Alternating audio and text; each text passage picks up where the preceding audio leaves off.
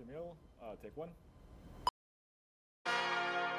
I began my career working in Silicon Valley. One of the things that I picked up was how important culture was as a differentiator. In the late 90s, early 2000, I was dating the girl who's now my wife. She had relocated to DC, and it was an opportunity for me to make a transition in my career. And so I chose, government contracting. I worked at Booz Allen, and then after a couple years working there, I worked at Gartner. One particular customer there, the Occupational Safety and Health Administration, was one that I was supporting with Gartner, and they were the ones that initially approached me about starting a company of my own so that I could continue to support them.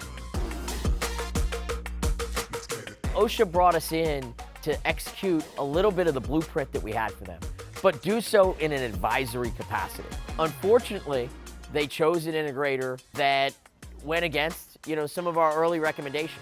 They said come in and fix it, which was a big risk because they were still using waterfall, and so I had to borrow money to cover payroll for 6 months and hire a team of people, not knowing if they were going to pay an invoice. It was a do or die situation. I went to them with this concept of spiral development. That spiral development approach is what everyone refers to as agile software development today, and that really was a major turning point for the company. We saw that this effort around agile software development was something we could take to a number of different agencies across the government, not just a broader set of customers, but a broader set of opportunities for us. But how do you do that and mature and grow without sacrificing the culture of the company that was a hallmark, really the critical factor, the engine that drove the success of the firm? Here at Octo, it's definitely a flat culture, and we've kept that through and through. People is our business. That's our focus. That's our energy. What we realized is that we needed to mature a broad number of functions in order to be able to compete on much larger contracts.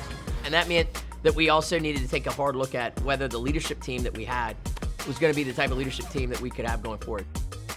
I had built a relationship with a gentleman named Bob McCord that had a reputation of maturing organizations. Bob was very deliberate in sharing with me that he wanted an element of positive control, and I yielded that. But I also shared with Bob that, hey, look, there are significant elements of our culture that are non-negotiable. We knew that we needed to go out and win some contracts head-to-head against some large businesses. We needed to be famous for something the market we had aligned around. And we identified a number of different customers looking at traditional operations and maintenance environments of core systems.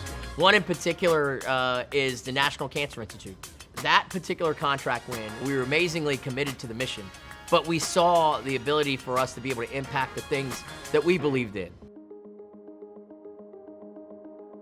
We had built the capabilities around modernization, but that wasn't good enough. And in order to be able to bid on the types of contracts to grow going forward, it was going to require substantial investment. I had a number of different conversations with Arlington Capital. When we met with Michael and Ben, I'll never forget Michael's first little sales pitch to us. What he said was, we like to find great companies and we like to turbocharge them so that they can really move forward.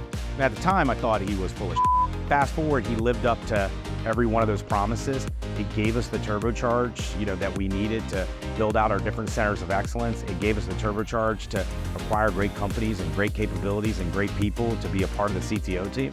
They funded the OLAB space that we're sitting in. People always talk about systems being built by processes and tools, but at the end of the day, systems are built by people working together. OLABs gives us that environment where we can work together side by side with our customers, with our partners, to actually come out with tangible results to implement in the future.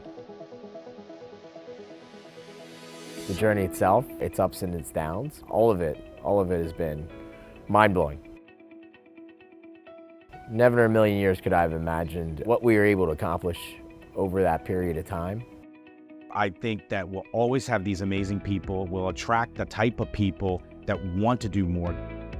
Having an identity, having a culture, and having a place that people were proud to work, there's nothing more for a founder exhilarating than that.